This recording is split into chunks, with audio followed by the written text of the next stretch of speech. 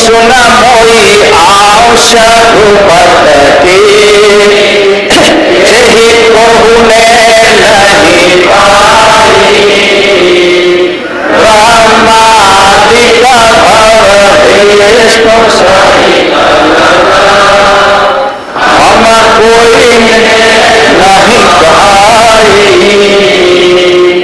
यही तुझको मोई आज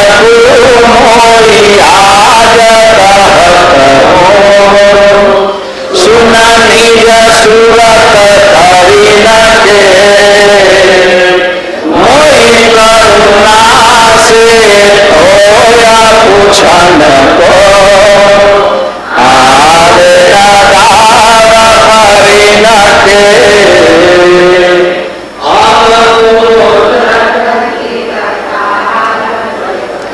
कई बार है। अब ते सुन वही अंश भूपत की जे कोहल नहीं पाई। સર્જન આપ કહે છે હે મારા પરમ વિશેષ અંશ આ ગુપ્ત સમજ હું તમને સમજાવું છું જેવું કોઈ ન પાય આજ સુધી કોઈ આ ગુપ્ત સમજ પ્રાપ્ત કરી શક્યું નથી એવી વાત હું તને સમજાવું છું। ब्रह्मादिक विष्णु सहित लग हम कोई ने कहा मैं कोई ने कही नहीं ब्रह्मा विष्णु महेश सुधी आ गति ने कोई जानतु नहीं ये गति हूँ तमने आपू छू तेरी तुझको मोई आज कहत हूँ सुन निज सूरत धरीने के निःसुरता धारण करी तमे सांभळो आ समझ हूँ तमने आज कहूँ छू मोई करुणा से तोय पूछन को आवे न दाव फरीने के मारी कृपा थी तने आ दाव मळ्यो छे पूछवानो फरी मळे के समझो आ दाव मळ्यो छे ते पण परम गुरु ने कर्तानी कृपा थी ध्यान राखो तमने बधानी कथा सांभळવાનો દાવ મળ્યો છે આ પ્રકરણ સાંભળવાનું મળ્યું છે કોની કૃપા કહો પરમ ગુરુની કેટલાકને ઘરમાં એ કૃપા હોય અહીં તારા પડી રહ્યા કરે જાઓ તો કે છે જે ટૂંકા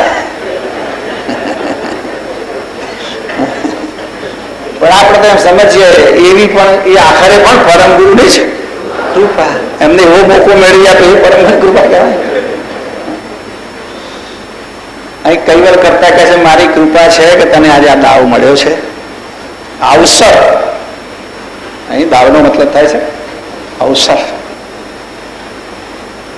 દાવ શબ્દ નામદાજી બાપજી ગુરુ એમાં વાપરે છે હા એ દાવ એટલે અવસર કબૂલ ને આવો દાવ ફરી આવે નહીં મનુષ્ય શરીર પર જે દાવ મળ્યો છે જે અવસર મળ્યો છે એ અવસર વારંવાર નહીં મળે એટલે પરમ ગુરુની કૃપા અને પરમ ગુરુ પર કૈવલ કર્તાની કૃપા જેથી આ ગૂઢ જ્ઞાન જાણવાનો આપણને અવસર પ્રાપ્ત થયો છે। આગળ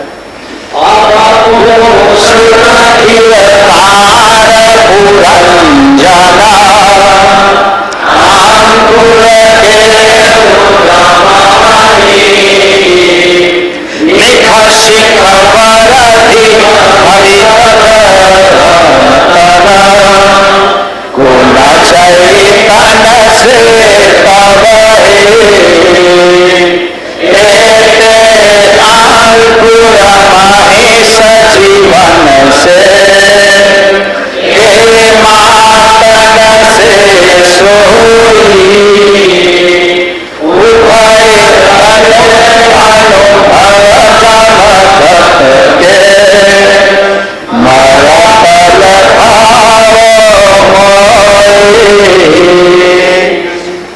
अंकुर मही सजीवन से के मातन से सोई।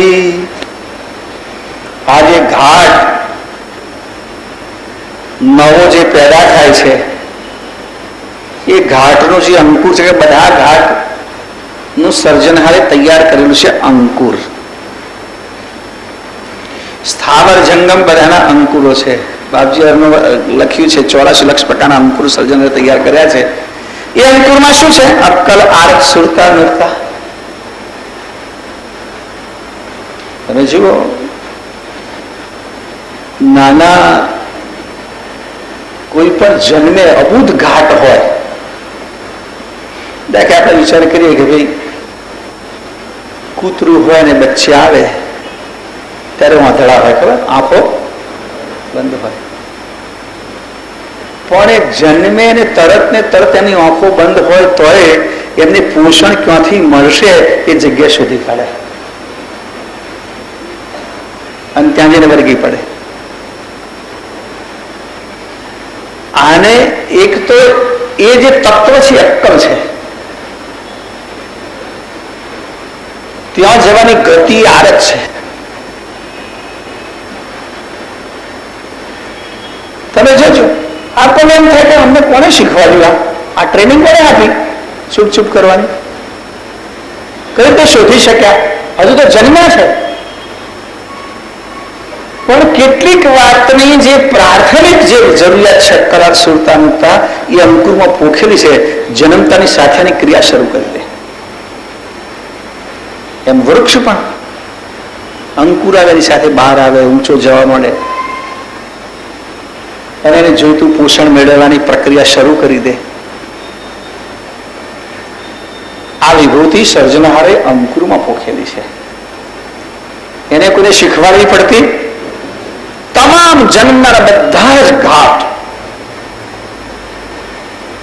આગળની પ્રક્રિયા શીખી લે છે. પછી જયારે મોટા થાય ત્યાર પછી વધારે જે કે જરૂરિયાત છે એ પછી આની મેળે શીખતા થાય છે. પછી એ બધું બહારથી શીખવું પડે, વાત જુદી છે. પણ પ્રાથમિક તબક્કે જો એમને ના આવડે, એ નાના ગલુરિયાને ક્યાં જઈને ખોરાક મેળવવો એ સમજ ના હોય તો જન્મતાની સાથે થોડા દાડા બહુ જીવી શકે? મરી જાય. એટલે આ જે 4 પદાર્થો જે છે એ પ્રારંભિક જીવન શરૂ કરવા માટે દરેકનામાં પોખેલા છે. અંકુરમાં વિભૂતિ છે, એનું આર્બન છે, એનું આયુષ્ય છે, એનો ઘાટનો આકાર છે, કદ છે અને એના તમામ પ્રકારના ગુણધર્મો. ગમે તો નાખો તો એનો ગુણ બદલાય નહીં. મરચીના છોડને શેરડીની વચ્ચે રોપો તો એનું મરચું ગળ્યું, એનો ગુણ ના બદલાય. એ ગુણના અંકુરમાં મૂકેલો છે. તો એ અંકુર કઈ રીતે આવે છે?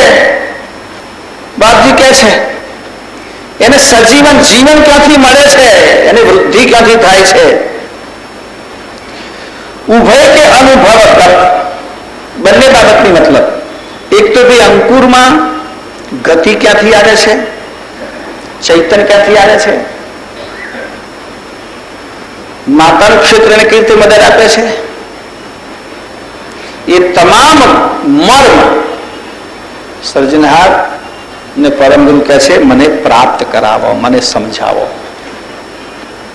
આગળ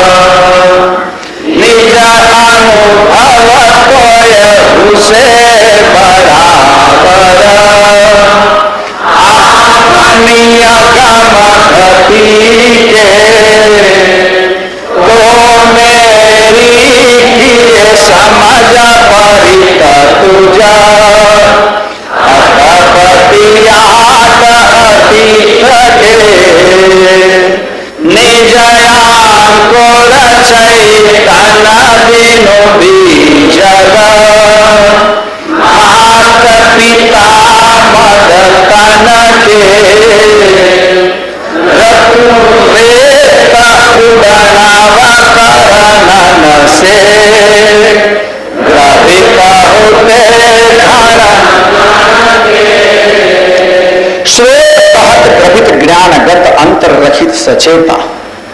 સર્જનહાર કહે છે હે મારા પરમ વિશેષાંશ, તું તારા અંતરને સચેત રાખ, સાવધાન હું આ ગ્રહિત જ્ઞાન તને સમજાવું છું. जिनकी नहीं कहूं साख पूर्ण के मैं लगता तो सरेता. બીજું આજે હું કહું છું એમાં કોઈ સાખ તો અપાયેલી છે નહીં, સાક્ષી કે હું એટલું જ જાણું છું એટલે અત્યારે હું વક્તા છું, તું શ્રોતા છું, અને મેં જે કહ્યું છે સાચું કે ખોટું છે એના માટે કોઈ સાક્ષી આપી શકાય તેમ નથી. કારણ કે મેં જયારે બનાવ્યા ત્યારે કોઈ સાક્ષી હોય તો કેમ છો અને પૂછ મેં આવી રીતે કર્યું હતું. અહીંયા તો હું જે કહું છું એ તારે સાંભળવાનું છે, આમાં કોઈ સાક્ષી નથી. એવું પરમ વિશેષ અંશને સર્જનહાર કહે છે. નિજ અનુભવ તો હવે બરાબર अपनी अगम गति के आ निज अनुभव तो उससे बराबर तमने कहे बराबर निज अनुभव आप तो परम गुरु માટે તો બીજો કોઈ પ્રશ્ન નથી, પણ સત્તા સત્તા સર્જનાર એમને સાવધાન કરતા કહે છે કે તમારી પરમ ગતિને બરાબર અનુભવ હશે તો મારી વાત તમને સમજાશે. તો મેરી કી સમજ પડી તો તું જ મારી વાત તને સમજાશે. અટપટી આંટ અતિ કે બહુ અટપટી આંટી ઘૂંટી વાળી વાત છે. આ જ્ઞાન બહુ આંટી ઘૂંટી વાળું છે. નિજ અંકુર ચૈતન્ય વિનું બીજ. એક વાત સમજી લે કે કોઈ પણ અંકુર એ સત ચૈતન્ય નથી, એનામાં ચૈતન્ય રહેલું નથી. બધા જ અંકુર બુંદ હોય કે બીજક હોય એ ચૈતન્ય રહિત છે. એમાં અંશરૂપી ચૈતન્ય મળેલું હોતું નથી. અંશરૂપી ચૈતન્ય તો પાછળથી મળે છે. ક્યાંક અંશને કોઈ પણ ઘાટમાં પ્રવેશ કરવા માટે આધાર છે પ્રણવ. પ્રણવની સીડી વગર ચૈતન્ય કોઈ પણ શરીરમાં પ્રવૃત્ત થઈ શકે નહીં, જઈ શકે નહીં. શરીરને ચેતન કરવાનું માધ્યમ ચૈતન અંશ માટે માત્ર પ્રણવ છે. અને એટલા માટે દાજી કે સોહમ શ્વાસા સ્વસમહી પ્રાણ પ્રાકૃતમ જે અખિયો લોક અંતર જપ શ્રી વેદ પંચમો તે એ પ્રણવ માધ્યમ છે. તો અંકુર કે બીજકમાં પ્રણવની ગતિ નથી, એટલે આમાં ચૈતન સવાર નથી રહેતું. આ શરીરમાં પણ ચૈતન ત્યાં સુધી જ સવાર રહે જ્યાં સુધી એનું માધ્યમ પ્રણવ સજીવ હોય ત્યાં સુધી. ચૈતન્યને આ શરીરમાં પકડી રાખનારા પ્રણવ સાથે રહેલા 10 વાયુ છે, અને 10 વાયુનો સાથ છૂટી જાય તો ચૈતન્ય આ શરીરમાંથી નીકળી જાય. આ શરીર સાથે ચૈતન્યનો સંબંધ તૂટી જાય. એટલે આમાં ચૈતન્ય નથી. એટલા માટે તમે જો ને, આપણે તો ઘણી વખત પેલા અમારા ડોક્ટરો પ્રાથમિક કોઈ હાર્ટ એટેક વાળો હોય અને એટેક આવે તો પેલી પ્રાથમિક સારવાર શું છે ખબર છે? શીખવી જોઈએ. પહેલા છાતીને પમ્પિંગ કરવામાં થાય, દબાવે. પછી બીજું છતાં શ્વાસ ના લે તો મજબૂત માણસ મોડા સાથે મોડું લગાવે. જોઈશ કે દાદા પેલો માણસ ફૂંક મારે એટલે પ્રણવ પકડાયેલો રહે. જ્યાં સુધી પ્રણવ પકડાયેલો તો હું પેલો બહાર જાય. જો એક બંધ થઈ ગયો પછી પંપ નહીં ફૂંક મારો, એક કટ થઈ ગયું કનેક્શન, પછી નીકળી ગયો. એટલે ગુરુદેવ કહે છે, સર્જનાર કહે છે અહીંયા ગુરુદેવને કે પ્રણવ એ અંશને આ શરીરમાં સવાર થવાની સીડી છે. એટલે જ્યાં સુધી કોઈ પણ ઘાતમાં પ્રણવની પ્રક્રિયા શરૂ ના થાય ત્યાં સુધી એમાં અંશ સવાર થતો નથી. એટલે અહીંયા કહે છે કે અંકુરમાં અંશ નથી હોતો, કે અંકુર સાથે પ્રણવનો સંબંધ નથી. અંકુર શ્વાસોશ્વાસ કરતું નથી. બુંદમાં પણ જે અંકુર પડેલું છે એ પણ શ્વાસોશ્વાસ કરતું નથી. તો નિજ અંકુર ચૈતન્ય બીજ માત પિતા મદ તનસે. એ અંકુર ઘેરાયેલું હોય માતા પિતાના મદથી. અંકુરની ચારે બાજુ મધ હોય,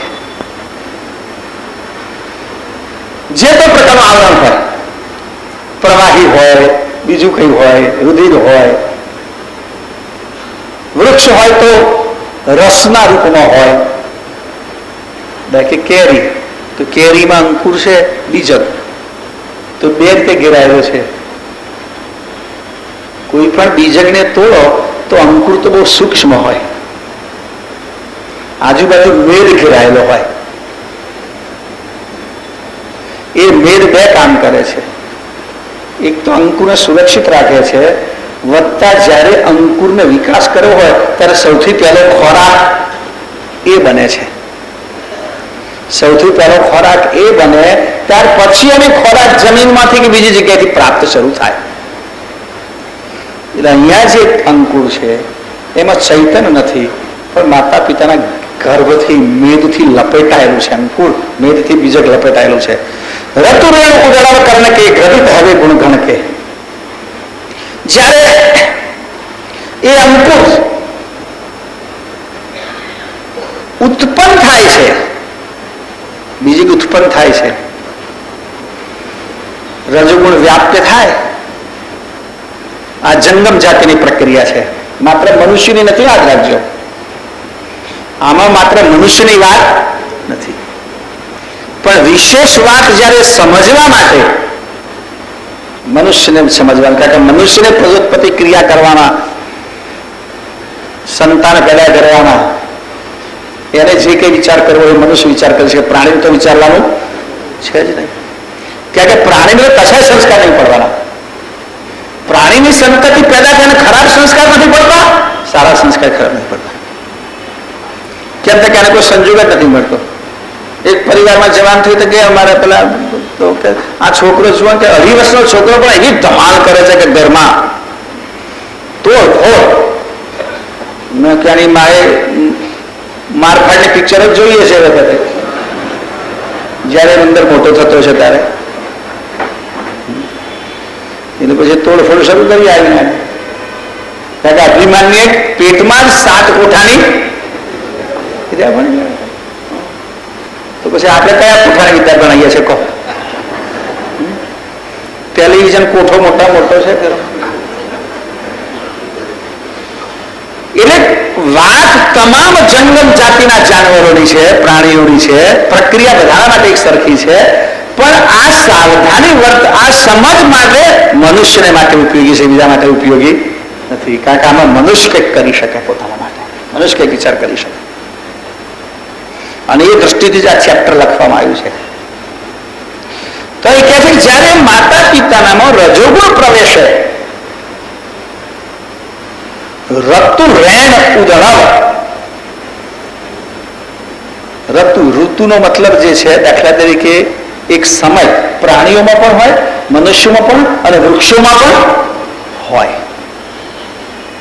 બાબજી કહે છે કે વૃક્ષોમાં પણ જયારે રજોગુણ પ્રવર્તે એને આપણે ઋતુકાળ કહીએ, એટલે વૃક્ષોમાં પણ ફ્લાવરિંગ શરૂ થઈ જાય. વસંત આવે અને વૃક્ષોમાં ફ્લાવરિંગ શરૂ થાય, એટલે અમને આરત આવી, એમને રજોગુણ ઉભો થયો અને ફ્લાવરિંગ પેદા થાય ત્યારે પુરજ ને સ્ત્રી રજ ને આવું બધું આવે છે, એ બધું મિક્સ થાય અને પછી એમાંથી ફળ પેદા થાય. એ મનુષ્યને પણ રજોગુણ પ્રવર્તે, એટલે મનુષ્ય રજોગુણ પ્રવર્તે એટલે પછી ઓટોમેટિક બુંદ વિકાસ પામે. રજોગુણ પ્રવર્તે એટલે તો બુંદ વિકાસ પામવાનું નથી.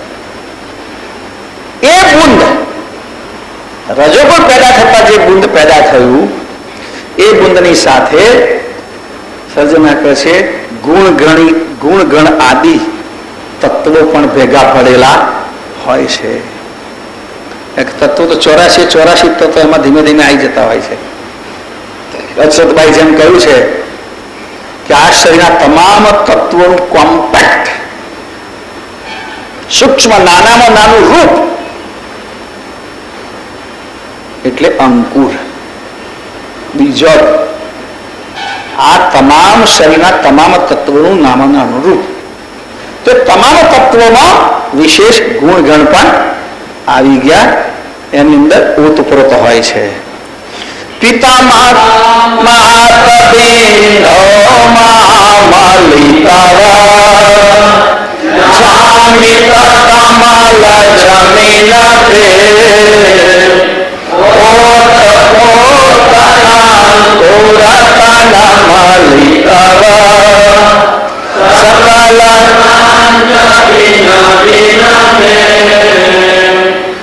અંકુરતે ગુણ ગણ સે ઉપજિત રવિત કહે જેહી માત પિતા મદ કેતનો પ્રસવિત સોજ ઉપલેહી સબકે ફલકી મહી બીજ રહત ગ્રહ બીજ જેહી બીજ તો વૃક્ષ કે ગુણ ગણ સે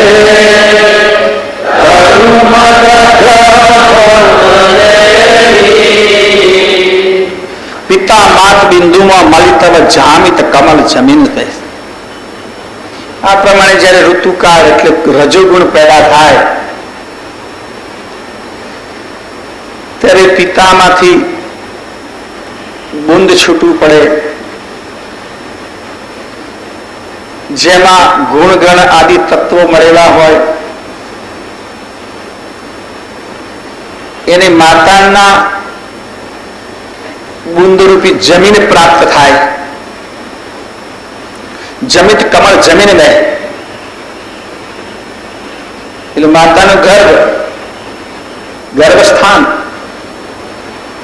એ એના માટે ભૂમિકા બને છે કે જેમાં એનો વિકાસ થાય. એ ભૂમિકામાં પહોંચવાથી એ અંકુરનો ધીમે ધીમે વિકાસ થવા માંડે. ઓત મોત અંકુર મલિતવ સકલ સંચ ભિન્ન ભિન્ન કે. એ અંકુરમાં આખા શરીરના તમામ સંચ ભેગા મળેલા. મેં પહેલા કહ્યું કે જેટલા તત્વો શરીરમાં છે, જેટલી ઇન્દ્રિયો છે, જેટલા અંગ છે, એ બધા જ અંકુરમાં ઓતપ્રોત થયેલા હોય છે. અને બધા ઓતપ્રોત થાય તો જ એમાંથી પેદા થયેલું બાળક સંપૂર્ણ જન્મે.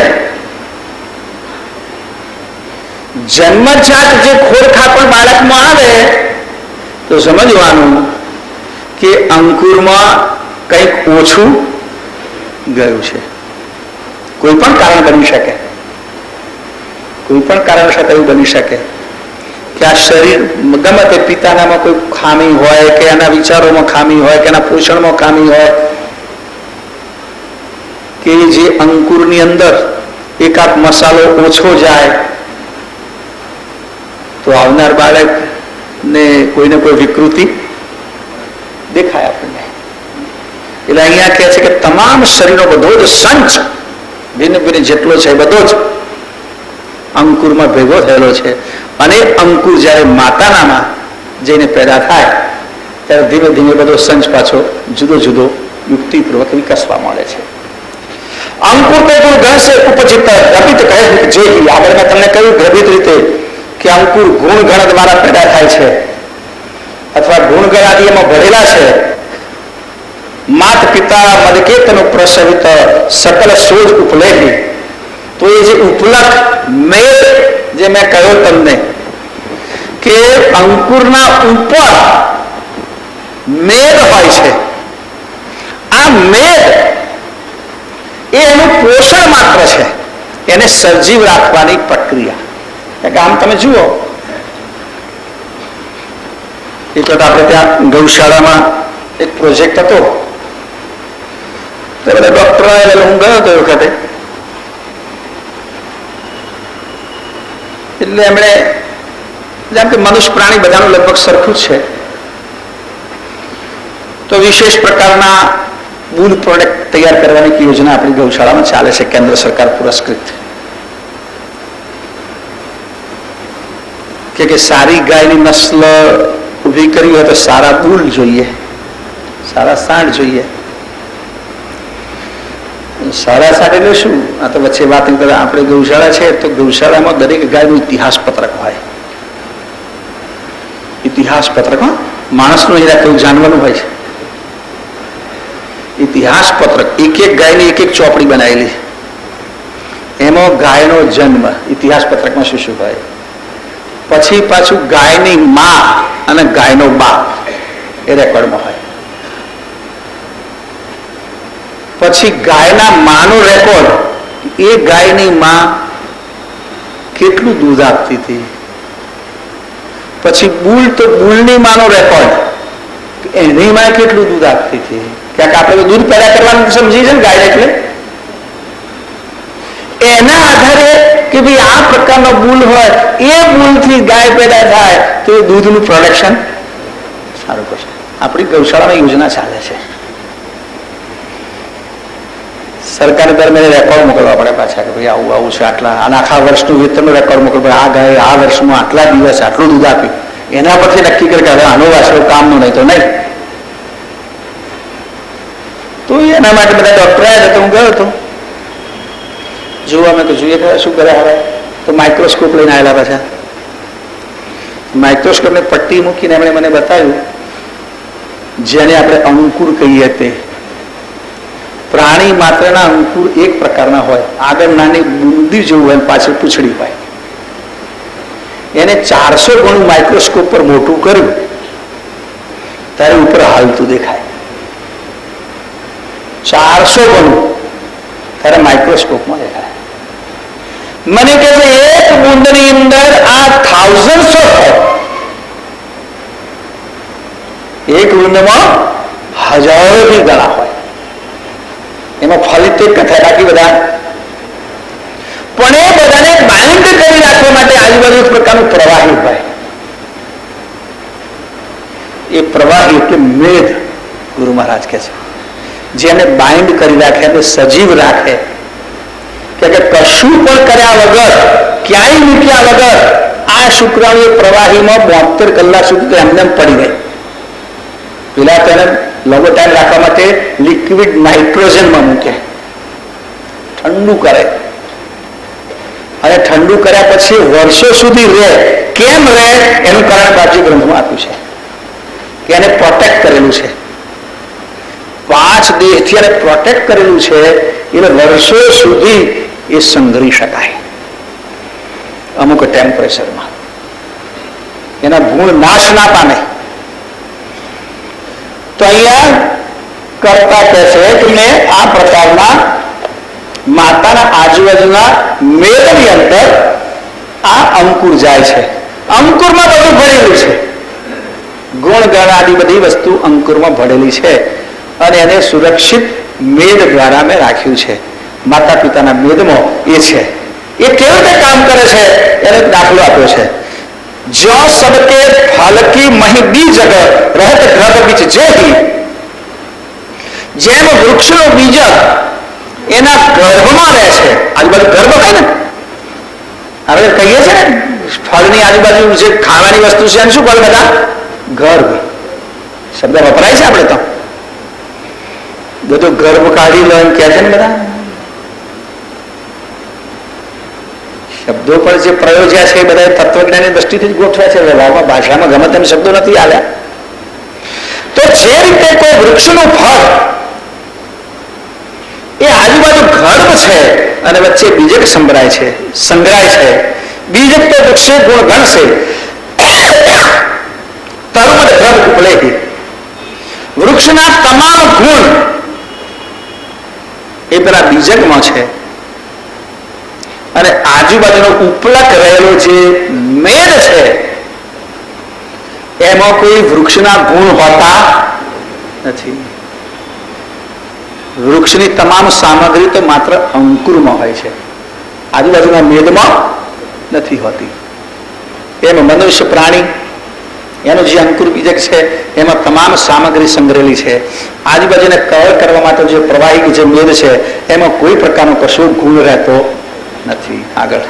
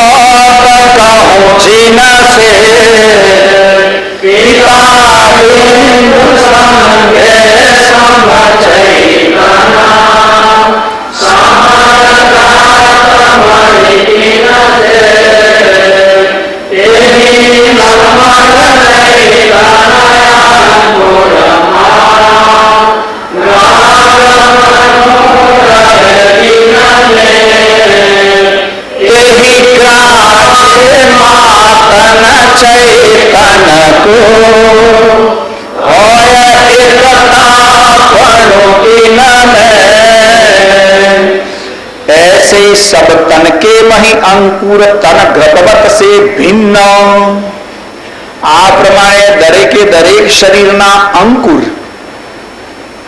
એના મેદથી અલગ હોય છે. એની આગળ જે ઘર પધરાયેલો છે એનાથી અંકુર ભિન્ન છે. એકમેક અવિગત દર્શિત પણ બધું એકમેક દેખાય છે આપણને. અવિગત પણ બધું પ્રસિદ્ધ પેજ પર વિના પ્રસિદ્ધ રીતે જોવા જઈએ તો કશું જુદું દેખાતું નથી. કે આપણે તો કેવા માઇક્રોસ્કોપ થી જોવાના. તમામ ગર્ભની અંદર જે અંકુર સમાયેલું છે, અંકુરમાં બધા ગુણ છે, બાકીનું બધું જે પ્રવાહી છે કે બીજું જે કંઈ છે એ એના માટેનું પ્રોટેક્શન છે, એને પકડી રાખવાનું કવર છે, એને વહન કરવા માટેનું સાધન છે. એને વહન એના દ્વારા કરવામાં મદદરૂપ થાય છે. આ બધી વસ્તુ એ ગર્ભમાં બીજો કોઈ ગુણધર્મ રહેલો નથી. अब की कहूं उधर ग्रभित की वृद्धि होत तब जिनमें હવે કે ભાઈ પિતાનો બોંદ આ રીતે એની સાથે મેદ સાથે પ્રવાહિત થઈને માદાના ઉદરમાં ગયું પછી એની વૃદ્ધિ કઈ રીતે થાય છે? એમાં કોણ મદદ કરે છે? હજુ સુધી અંશ કરવામાં આવ્યો નથી. હજુ આમાં અંશ નથી પ્રવેશ. હવે તો આમાં તો નિર્જીવ જ ગણાય ચૈતન્યતાની દ્રષ્ટિથી. કારણ કે બ્રહ્મ તો એમાં સમ ચૈતન્ય છે, નિર્જીવ ના ગણાય. તમે જુઓ કરતા ખટવૃત્તિ પેદા કરી એમાં 5મી વૃત્તિનું નામ છે સજીવ વૃત્તિ. ખબર છે? 5મી વૃત્તિનું નામ છે સજીવ વૃત્તિ. છે ને કથા ઊંઘવા જેવી? કેટલા ને હે ઉપર સજીવ વૃત્તિ ખબર નહીં શું છે. આ ખટ વૃત્તિ ક્યાંથી આવી ને એમાં સજીવ વૃત્તિ ક્યાંથી આવી? હે કેટલીક પહેલા તો બગાવું ખાય છે. બરાબર, મોડું પોડું કંઈક બધું સીધું જ મેં ઉતરી પડે આખી કથા. કાને ના માય તો મોં નથી પૂછ્યું. તત્વજ્ઞાનની ચર્ચા બાપજીએ બહુ કરી છે. તો સજીવ વૃત્તિ એનો અંશ નથી આવતો. ઘાટની વૃદ્ધિ થાય છે. સજીવ વૃત્તિથી ઘાટની વૃદ્ધિ થાય છે. એ સજીવ વૃત્તિ પ્રણવ, એટલે આપણી ભાષામાં નિર્જીવ કહીએ પણ પરંગુની દ્રષ્ટિથી નિર્જીવ ના કહેવાય. કેમ કે પ્રણવ છે માટે સજીવ કહેવાય. પ્રાણ શબ્દ જે આવ્યો છે ને, મારો પ્રાણ નીકળી ગયો, એ પ્રાણ અંશ માટે શબ્દ નથી વપરાયો. એ પ્રાણ પ્રણવ માટે વપરાયો છે.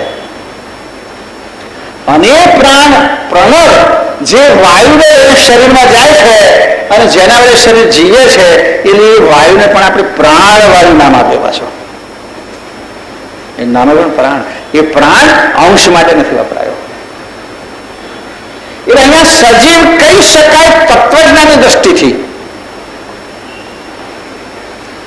જાડી રીતે જોવા જઈએ તો હજુ અંકુર નિર્જીવ છે, એમાં ચૈતન્ય પ્રવેશ્યું નથી. તો મેદ એને ગમન કરાવે છે. હવે શું પ્રક્રિયા આગળ થાય છે એની વાત કરતા કે છે તેની હા અબ કે કહું ઉદ્ર ગ્રહિત કી વૃદ્ધિ હોત કહું જીનસે ગર્ભ ઉદરમાં પહોંચ્યા પછી એને વૃદ્ધિ કઈ રીતે થાય છે એ વાત કરું પિતા બુંદ સંગે સમચૈતન સમળ જાત મળી તિનસે આજે અંકુર જાય છે એની સાથે પિતાનું સમચૈતન જાય છે એટલે મેં કહ્યું ને કે તમે માઇક્રોસ્કોપમાં મેં જે જોયા પેલા ડોક્ટરે મને બતાવ્યા બધા હાલતા હતા ગ્લાસની પટ્ટી ઉપર હાલતા હતા તો આમ તો એમ કહ્યું છે કે ઘાટ પૂર્ણ ના થાય પ્રણવ પ્રક્રિયા ચાલુ ના થાય તો સુધી તો અંશ પ્રવેશતો જ નથી તો આ ચાલતા કેમ હાલતા કેમ છે અંશ તો પ્રણવ જ્યાં સુધી આવૃત્તિ પૂરી ના કરે ઘાટ પૂર્ણ થયા પછી પ્રણવ પ્રેરક અને રેચકની આવૃત્તિ પૂરી ના થાય ત્યાં સુધી એનો અંશ બેસતો આ બધા હાલતા ચાલતા દેખાય છે તો અહીંયા ઉકેલ આપ્યો છે ગુરુ મહારાજ સર્જનહારે કે એમાં પિતાનું સમચૈતન જાય છે સરસ આગળ દાખલો આપ્યો છે એડવાન્સમાં કહી દઉં તમને કે જેમ એક ભઠ્ઠી હોય ગરમ ભઠ્ઠી કોલસાની ધગધગતી એમાં લોખંડનો ગોળો પડેલો હોય કોલસાની ભઠ્ઠીમાં લોખંડનો ગોળો તપેલો હોય એ કોલસાની ભઠ્ઠીમાંથી જુદો કરી દો તો અમુક ટાઈમ જુદો લાલચોળ રહે છે અમુક ટાઈમ લાલચોળ થાય છે ધીમે ધીમે ધીમે ધીમે ધીમે ધીમે ઠંડો થાય છે બાકી આ વિચાર અગ્નિમાંથી જુદો કરી દીધો હવે એમાં અગ્નિ નહીં હોય ના એમાં સમચૈતન અગ્નિ રહે છે પિતામાંથી બુંદમાંથી જુદા પડે બુંદ દ્વારા જુદા પડેલા બધા જે અંકુરો છે એમાં પિતાનું સમચૈતન જાય છે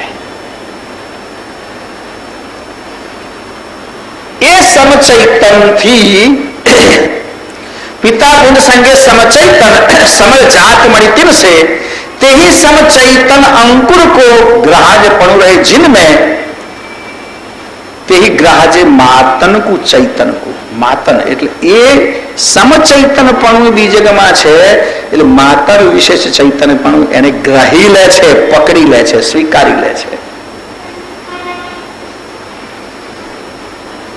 વચ્ચે જે આ પીરિયડ રહ્યો ત્યાં સુધીમાં સમચૈતનપણું પિતાનું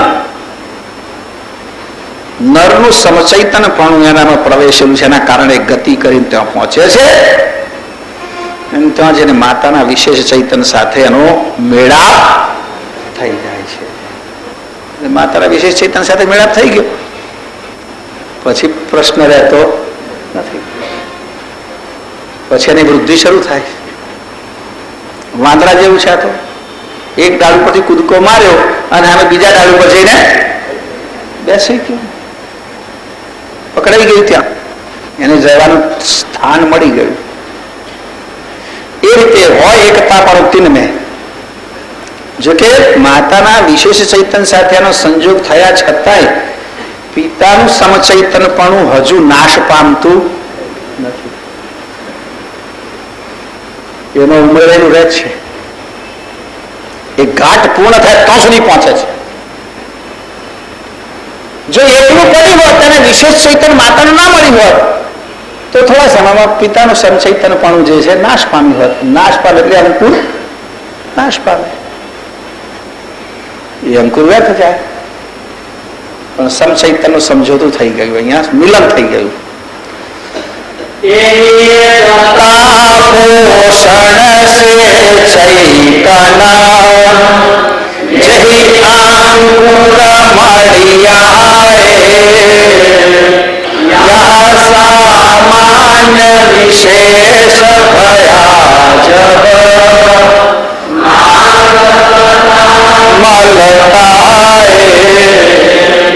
विशेष सामान्य विशेष भयन से सचेत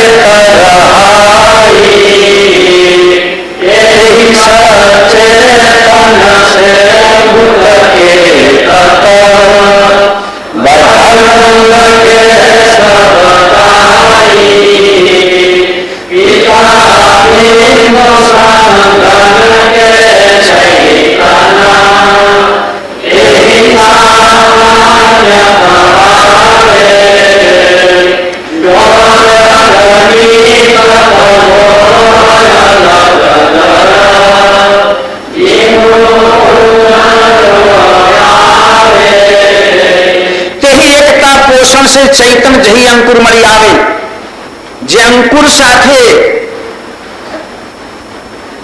મળીને ભેગું ભળીને જે ચૈતનપણું આવ્યું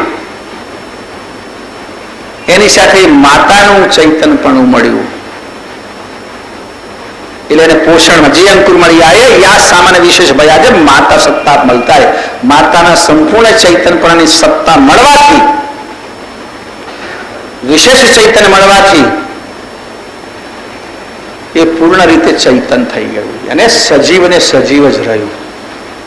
પછી સ્થિતિ શું બની? કે જે સામાન્ય વિષય પહેરેલી ગર્ભ સચિત રહાય, જે સામાન્ય ચૈતનથી ગર્ભ સુધી આવેલું બિંદુ એને માતાનું વિશેષ ચૈતન મળવાથી એ ચેતવંતું થયું અને ચેતવંતું થવાની સાથે તે સચેતન છે બુદ્ધ કે તત્વ, બુદ્ધ એટલે શરીર, એ બુદ્ધ એટલે શરીરના તત્વો પછી વિકસવા માંડ્યા, બદલ લગે સબતાઈ, ધીમે ધીમે એનો વિકાસ થવા માંડ્યો. વિકાસ થાય પછી બધા અંગ આવવા મળશે, માથું આવશે, પેટ થશે, ચામડી ને હાડકો બધું બનવાનું ચાલુ થઈ જશે. પિતા બિંદુ સલકે ચૈતન તે સામાન્ય કહાવે, પિતા સાથે જે પિતાનું જે બિંદુમાં ચૈતન તે સામાન્ય ચૈતન કહેવાય. અને સામાન્ય ચૈતન કઈ રીતે આવ્યું મેં આગળ દ્રષ્ટાંત કહ્યું, દ્રષ્ટાંતનું હવે અહીંયા વિવરણ આવે છે. જો અગ્નિ તપલોહ અલગ ધરે, જેનું ઉષ્ણ જો આવે, જેમ અગ્નિમાં તપેલો લોખંડનો ગોળો અગ્નિથી જુદો કરવા છતાં પણ એનો અગ્નિનો તાપ જેમ આવે છે, એમ પિતાનું ચૈતનપણાનું સમચૈતન એ બુંદમાં આવે છે. હા,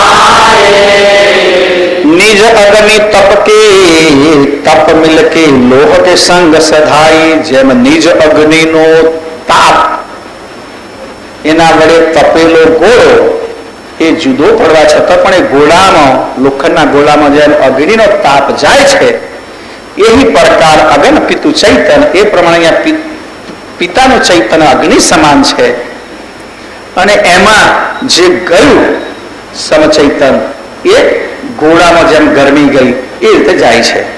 તે એ સામાન્ય કહ્યું ચેતન વિતન, એને મેં સામાન્ય ચૈતન કહ્યું છે. અલગ લોહવત તાઈ, જેમ અલગ લોખંડ જાય, વિશેષ ચૈતન જે અગ્નિ ચાલુ છે તે, અને સામાન્ય ચૈતન જુદા પડેલા ગોળામાં જે તાપ રહ્યો સામાન્ય ચૈતન થયું. એ વાત ગુરુદેવ કે મેં હુતી ગોષ્ઠ ગોપતવ ગર્ભન કી તે તુજ જાણ જણાઈ. એ ગર્ભની ગુપ્ત માહિતી જે હતી ગોષ્ઠી એ કરતા કે છે, હે મારા પરમ વિશેષાંશ મેં તમને જણાવી. બિંદુ સંગ સામાન્ય આયન કે તે ચૈતન વિસ્તાઈ, બિંદુ સાથે જે સામાન્ય ચૈતન આવ્યું એનો હવે માતાના ચૈતન સાથે મળવાથી એનો વિસ્તાર થયો, વિકાસ થયો.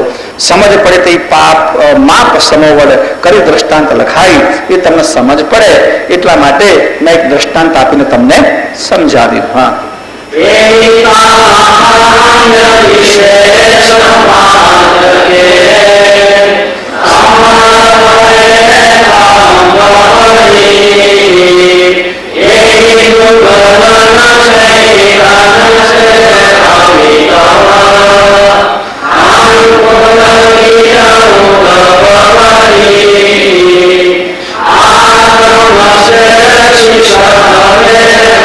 આત્મ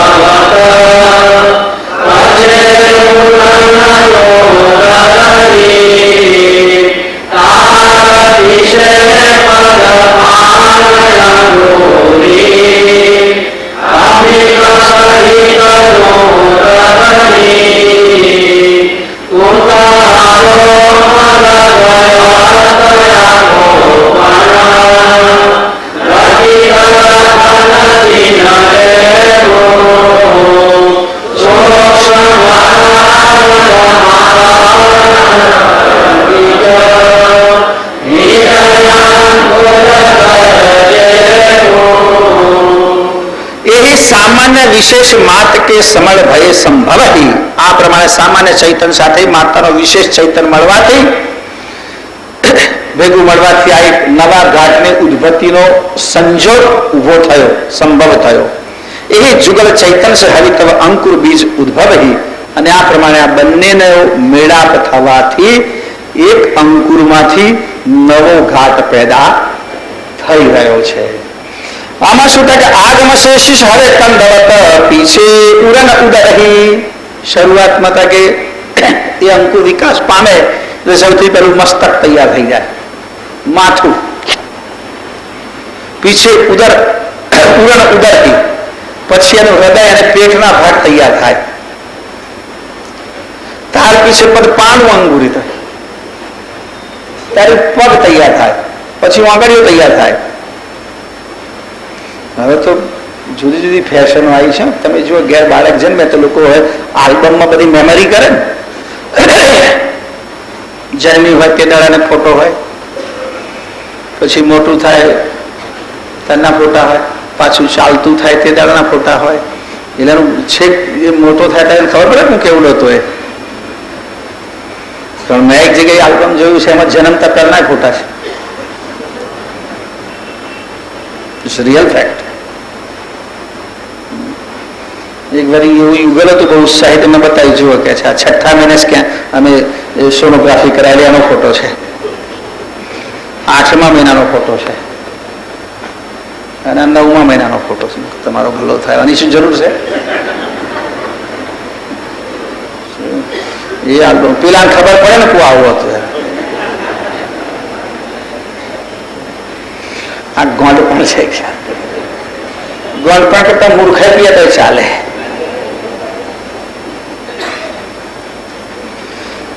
પણ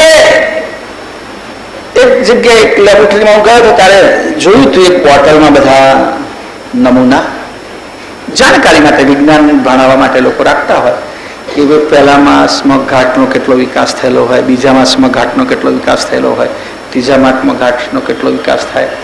આવું લોકોને ભણવું પડતું હશે, કદાચ ભણાવતા છે શરીર વિજ્ઞાનમાં ગમત. મેં એક લેબોરેટરીમાં જોયેલું. તો અહીંયા સર્જનહાર કે છે તરત જોવા મળે કે પહેલા મહિનાનો, બીજા મહિનાનો, ત્રીજા મહિનાનો બધા સૌથી પહેલું તો મોટું માથું જ દેખાય તમને. એ બાજુ કે પેલું માથું બની જાય છે અને એમાં તમે પગને હાથ જોડો તો નાના નાના હોય, બીજા પેટનો ભાગ મોટો હોય, માથું હોય, પગનું જાણે કંઈક અપંગ હોય એવું લાગે. પછી ધીમે ધીમે જેમ જેમ વિકાસ થાય તેમ પછી હાથ પગ મોટા થાય અને પછી બધી ડિટેલ્સ આવે. આંગળીઓ ડિટેલ્સ કહેવાય, નખ ડિટેલ્સ કહેવાય. અને છેલ્લે બાપજી કે છે તુષાર રોમ હરે અસ્ત આટો પણ ઢકીત રખત જેનું એવું. પછી ઉપરનું કવર ઢકીત ઢોકી રાખવાની ચામડી એ ફાઇનલ પછી ઉપર બને. એટલે હાડકા બને, અસ્ત, લોહી આ બધું બને. આમ ધીમે ધીમે ઘાટ વિકાસ થાય. એટલે એવું બિંદુ એ બીજું અહીંયા જે વાત કરી કે એ જે અંકુર છે એ અંકુરને સુરક્ષિત કરવા માટે સર્જનહારે પહેલેથી જ એનામાં 5 દેહ પરોવી દીધા. મેં આગળ અંકુર વર્ષો સુધી સુરક્ષિત રહી શકે. પછી એ સ્થાવરનું હોય કે જંગમનું હોય, એને સુરક્ષિત કરવા માટે સર્જનહારે 5 બીજા 4 દેહરૂપી 4 કવર પહેલેથી ચડાયેલા છે. સૂક્ષ્મ કારણ, મહાકારણ, પરમવિદ, નિજ અંકુર ગર્જેબુ. અંકુરમાં જ આ કવર ચડેલા હોય છે. એટલે અંકુર આટલું અત્યારે તો વિજ્ઞાન એટલું બધું આગળ વધ્યું છે, એના કરતા માણસે જુદી જુદી જાતની બધી જે ખબર નહીં સમાજમાં વિકૃતિઓ પેદા થશે આના કારણે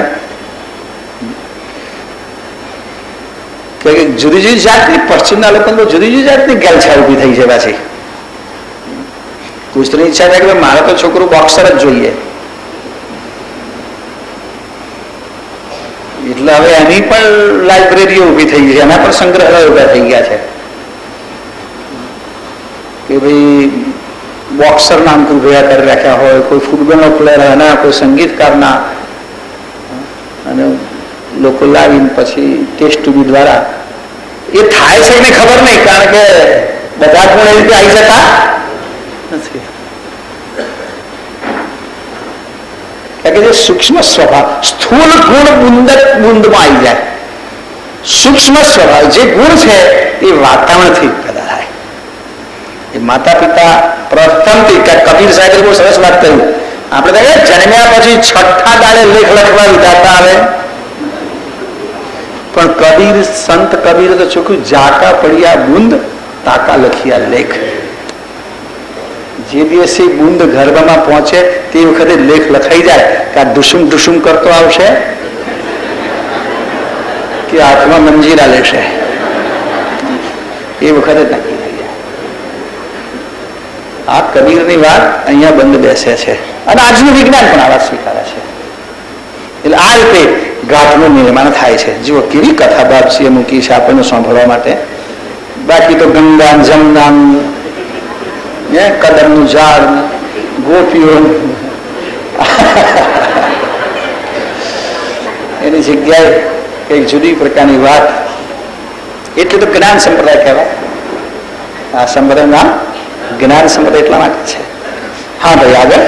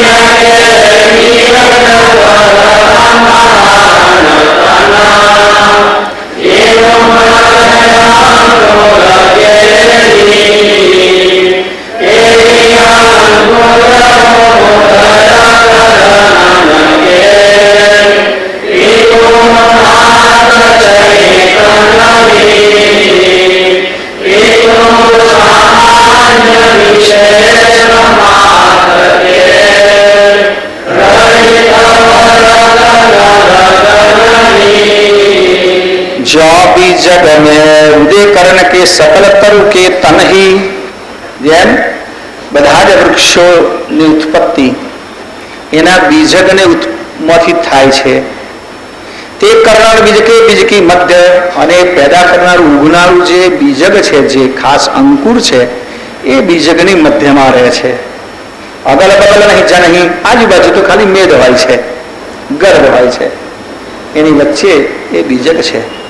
જ્યાં જંગમ સ્થાવર કી ફલપત સકલ તંતુ જીનો જોઈ, એટલે બધાને સ્થાવર ને જંગમ બધાના અંકુરો, એ અંકુરની અંદર જ એની સર્વ સામગ્રી છુપાયેલી છે. કે ભાઈ વડ તો વડના કેવો પાન, કેવું થડ, કેવો ડાળ, એ બધી સામગ્રીના અંકુરમાં છુપાયેલી છે. લીમડો તેનો કેવું આકાર, કેવું ઝાડ, કેવું કદ, કેવું સ્વાદ અંકુરમાં છપાયેલો છે. એમાં બધી વસ્તુ અંકુરમાં છુપાયેલી છે. અને એ અંકુરને 4 દેહ વડે સર્જનહારે સુરક્ષિત બનાવેલી છે. કે અંકુર મહત્વનું છે. અંકુર ખોવાઈ જાય કે સડી જાય, બગડી જાય, નાશ પામે તો સૃષ્ટિમાંથી એટલા ગાઢ ઓછા થઈ જાય. એટલે બહુ મોટામાં મોટી અજબ કળા પરમ ગુરુ વર્ણની છે એ પ્રમાણે કરતાની જો કોઈ હોય તો અંકુરની રચના. કે અંકુર રચના દ્વારા જ 84 લાખ પ્રકારના ઘાટ આ વિશ્વમાં બન્યા છે, સચવાઈ રહ્યા છે. અને સૃષ્ટિના અંત સુધી આ અંકુરો ચાલ્યા કરે એની સુરક્ષા 4 પ્રકારના દેહ દ્વારા, એમાં વિશેષ પરમકારના દેહ દ્વારા કરતા ઊભી કરેલી છે કે જેથી એને કોઈ પ્રકારનું નુકસાન ના ઉભું થાય, એનો નાશ ના થાય. એને જલ્દી સંસારના જે કંઈક દોષો છે, રોગરૂપી દોષ, કોઈ પણ રીતે નાશ કરનારા એને સ્પર્શી ના શકે એવી વ્યવસ્થા આ 4 દેહો દ્વારા કે તેલ કે બીજ કે પરમ કારણ તેને જીવ મત અંકુર ગીરહી, આ દેહની વચ્ચે અંકુરને ઘેરેલું રાખ્યું છે. તે અંકુર ઉદય કર કે પિતા માત ચૈતન્ય એ જ અંકુર માતા પિતાના ચૈતન્ય મળતો એનો ઉદય થાય છે, ઉગવા મળે છે, વિકાસ થવા મળે છે. પિતુ સામાન્ય વિશેષ માત કે રડિત રગન રગન કી, પિતાના સામાન્ય ચૈતન્ય દ્વારા એ અંકુર માતાના વિશેષ ચૈતન્ય જેને મળે પછી એની રગે રગ વિકાસ પામે છે. બધી રગે રગ વિકાસ પામે. જ્યારે બાળક જન્મે ત્યારે શરીરના તમામ અવયવ એની સાથે હોય છે. એવું નથી બાળકને જન્મ્યા પછી અહીં આવ્યા પછી અવયવ આવે છે, ના, તમામ અવયવ રગે રગ નાડીએ નાડી એ માતાના વિશેષ ચૈતન્ય દ્વારા વિકસિત થાય છે. ત્યાર પછી એ પૃથ્વી પર પ્રગટે છે, અવતરે છે, જન્મે છે.